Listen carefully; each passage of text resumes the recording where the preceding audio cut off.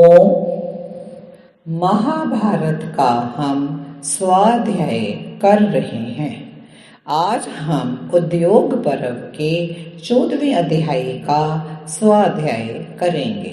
पिछली कक्षा में हमने जाना था कि संजय कौरव सभा में पांडवों का संदेश सुनाते हैं और उसकी प्रतिक्रिया में दुर्योधन क्या कहते हैं, कर्ण क्या कहते हैं, भीष्म क्या कहते हैं, उसको हमने जाना था। आज हम देखेंगे कि जो कौरव सभा बैठी हुई है उसमें और क्या बातचीत होती है, ये क्या बातें करते हैं, क्या सलाह मशवरा करते हैं, इसको आज हम जानेंगे।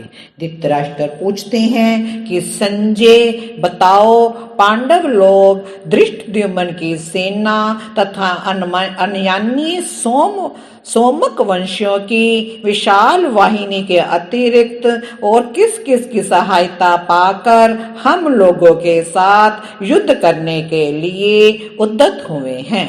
संजय बोले, महाराज, पांडवों ने जिन लोगों की सहायता पाकर युद्ध के लिए तैयारी की है उनका परिचय देता हूँ, सुनिए। उन्हें वीर धृष्टद्युम्न का पूर्ण सहयोग प्राप्त हुआ है, जिससे सबल होकर उन पांडवों ने आप लोगों पर आक्रमण की तैयारी की है। महाराज, जो धर्मात्मा ना रोष से ना भय से ही कभी सत्य का परित्याग कर सकते हैं, उन अजात शत्रु के प्रभाव से पांडवों ने युद्ध की तैयारी की है। बाहुबल में जिनकी समानता करने वाला इस भूमंडल पर दूसरा कोई नहीं है, उन भीमसेन के बल से पांडवों ने आप लोगों पर आक्रमण करने का उद्योग आरंभ किया है। जिस धनुर्धर वीर ने संपूर्ण लोकपालों को भी हराकर अपने वश में कर लिया था, उन्हीं अर्जुन के बल पर पांडव लोग युद्ध में आप लोगों से भिड़ने के लिए तैयार हैं।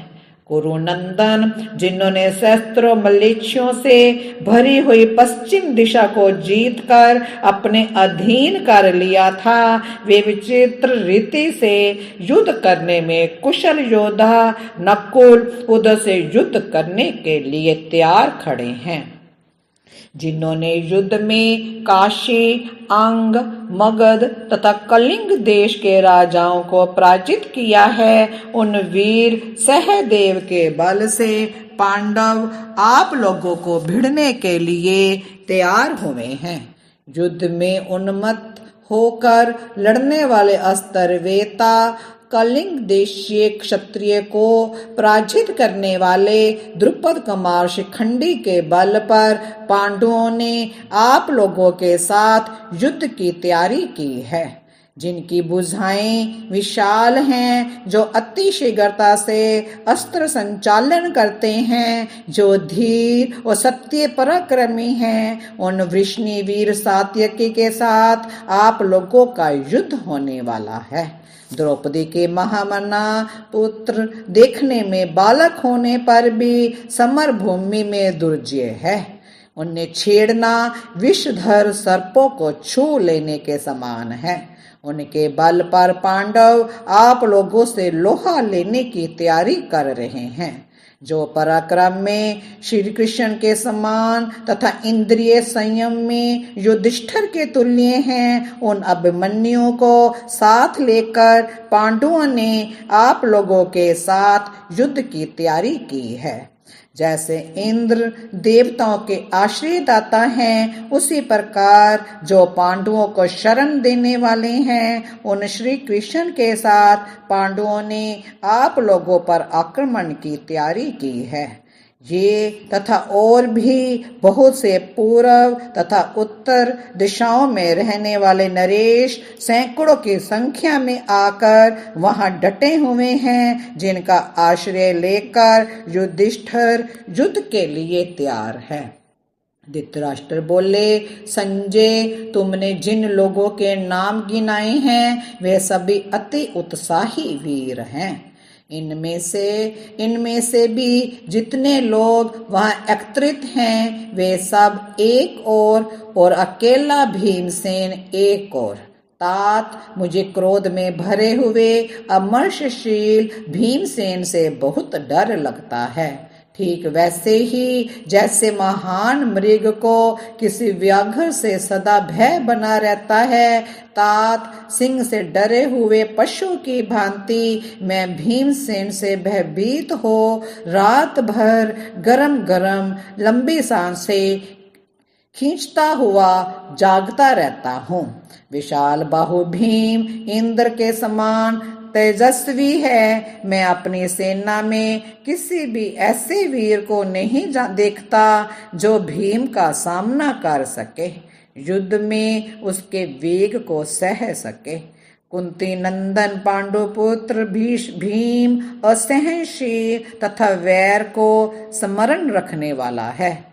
वह हंसी में कही बात को भी सत्य कर दिखाता है। उसका स्वभाव उद्धत है। वह टेढ़ी निगाह से देखता तथा बड़े जोर से गर्जना करता है।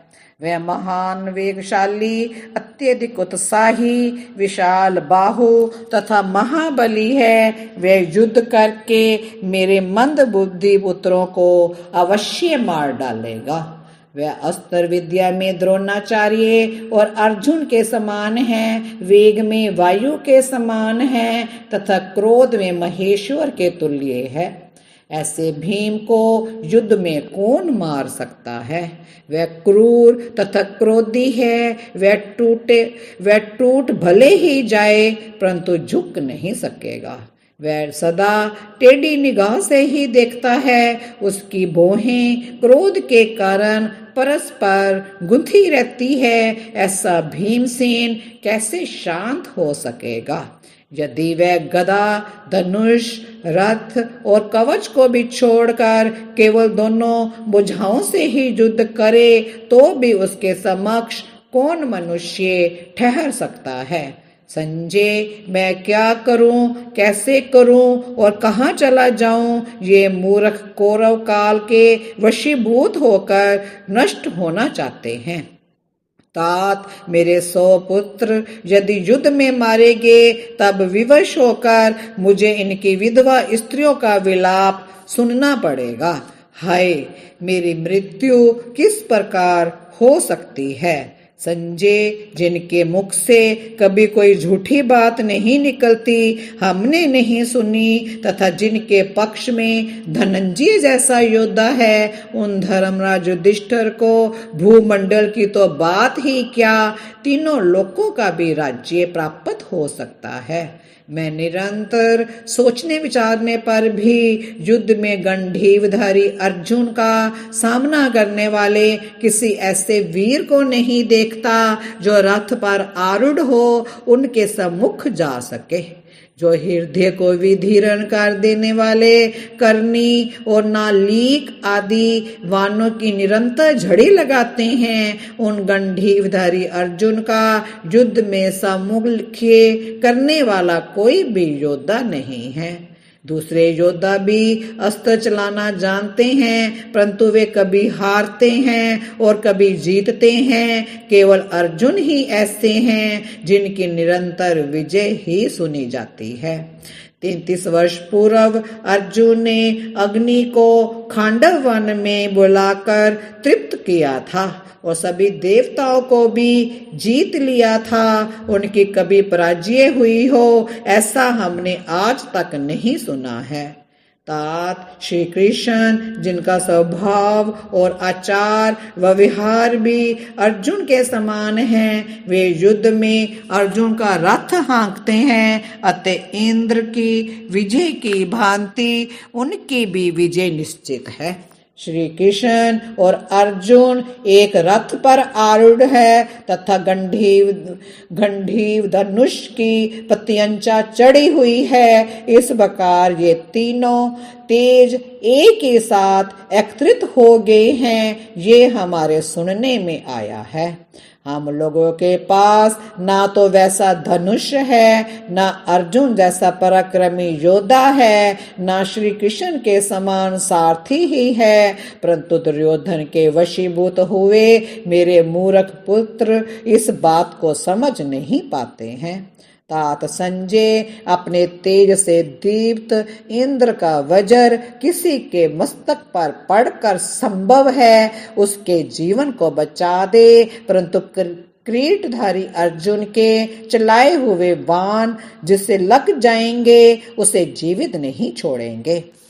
संजय, मुझे युधिष्ठिर के क्रोध से, अर्जुन के पराक्रम से, नकुल सहदेव दोनों भाइयों तथा भीमसेन से बड़ा भय लगता है।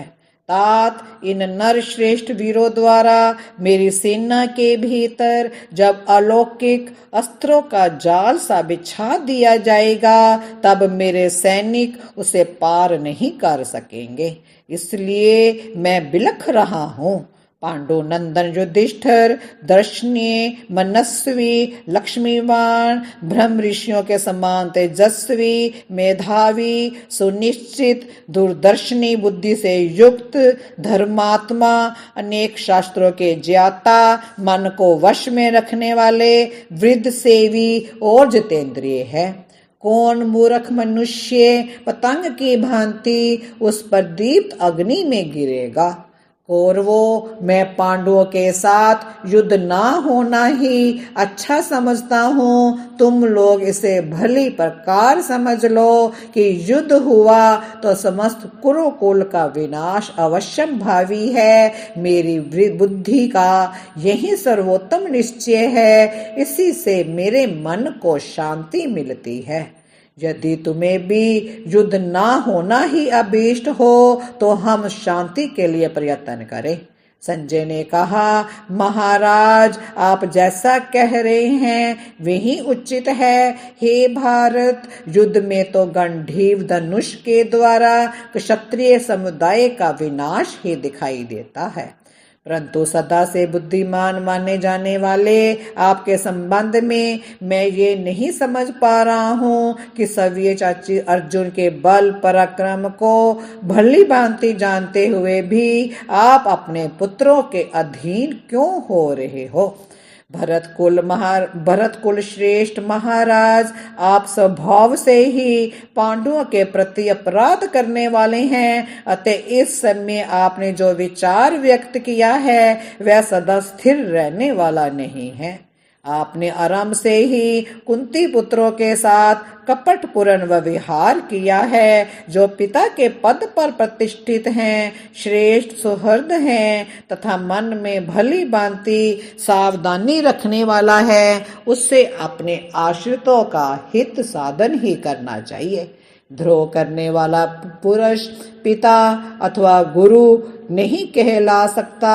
महाराज, द्यूत क्रीड़ा के समय जब आप अपने पुत्रों के मुख से सुनते थे कि ये जीता वह पाया तथा पांडवों की पराजय हो रही थी, तब आप बालकों की भांति मुस्कुरा रहे उठते थे। राजाओं में श्रेष्ठ भरत कुलभूषण, अब तो ये सारी पृथ्वी उसी के अधिकार में रहेगी और वही राजा होगा जिसकी ओर से भीम और अर्जुन जैसे योद्धा युद्ध करेंगे। राजेंद्र, आपने जो पांडवों के बल पराक्रम की चर्चा करके असमर्थ की भांति विलाप किया है वह सब व्यर्थ है।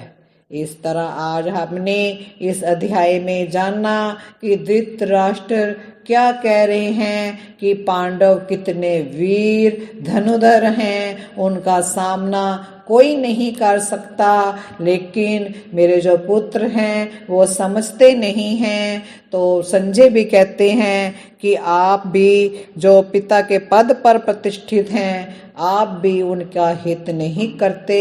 द्यूत क्रीड़ा के समय वो संजय कहते हैं कि जब आप सुन रहे थे कि जीत रहे हैं हम, दुर्योधन जीत रहा है, और आप बहुत ही उसकी पराजय सुनकर पांडवों की मुस्कुरा रहे थे।